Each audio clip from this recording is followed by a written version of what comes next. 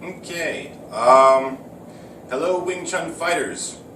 Today I am training in the Northern Shaolin Kung Fu set, and I wanted to share with all of you 3 stances that can improve energy flow and flexibility. These are more of a flexibility type of thing. Wing Chun typically uses upper body, but these stances will help your whole flow, your entire flow. Okay? My last video I talked a little too much, so we'll just jump right into it. Okay? The first stance is the crouching stance. Typically, this stance is found in Tiger Claw, Dragon Fist, and Hua Fist. These 3 are basically more for meditation and improving your energy flow throughout your body. And I'm going to ask my camera person to zoom in when I get into the more difficult ones, or walk in. My bad. Okay. So the first one is the crouching stance. Crouching stance.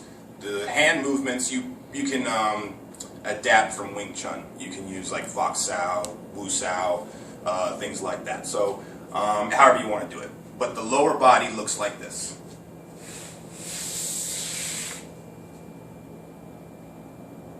Okay? Now mind you, this stretches out your calves, your inner legs, and it improves strength in whatever leg is being, the weight is being centered on. Okay?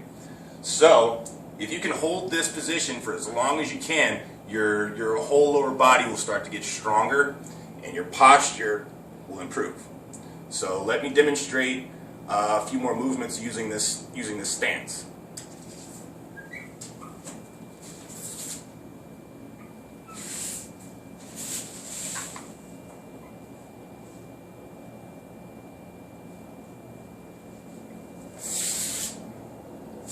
Okay, that was crouching stance. Now I'd like to cover 2 more and we'll call it a day.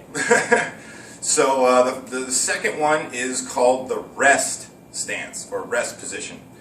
For you women martial artists out there, this might be reminiscent to a curtsy. But one other thing I'd like to touch on is these stances aren't necessarily meant to be held in combat, okay? They're meant for, like, as a bridge or a dividing mechanism that leads from one thing to the next, okay? You don't want to stick in these positions, you know what I'm saying? Like, I saw a video on Wing Chun fighters about the crane stance. You know, everybody knows that from Karate Kid. I'll demonstrate it. It goes like this. You see, you're not supposed to hold that stance. You're supposed to, that's like a momentary thing, and so are these next 2 stances I'm about to show you. So, without further ado, this is the rest stance. Okay? Now, be careful because the muscles can lock, and they typically you don't want to lock because you'll get stuck like this. So, but one thing is for sure, that if you can do this and hold it for as long as you can and keep your posture, your energy flow and your flexibility will improve over time with patience. Okay? Now, let me see. Okay, we'll move on to the next one. Okay, the next one is, the last one is is called the sitting stance. Shaolin monks typically use this to meditate for long periods of time because at first your muscles won't know what to do with this stance, but with time and meditation, excuse me, it's hot out here.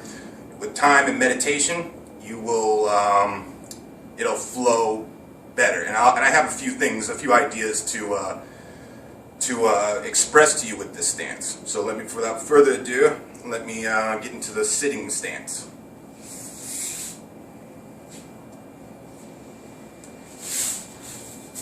Okay, now from here, you're grounded. These 2 feet, your feet draw energy from the ground, and it goes in like a yin-yang type of motion, and it goes through to your root, then your navel chakra, and your solar plexus. Okay? Now, like I said, at first, your legs are probably gonna not know what to do with this. So don't worry if you can't do it forever, and don't worry if you have to like use your hands to get up. It's all good. So maybe next video I'll show you some application techniques and get you going.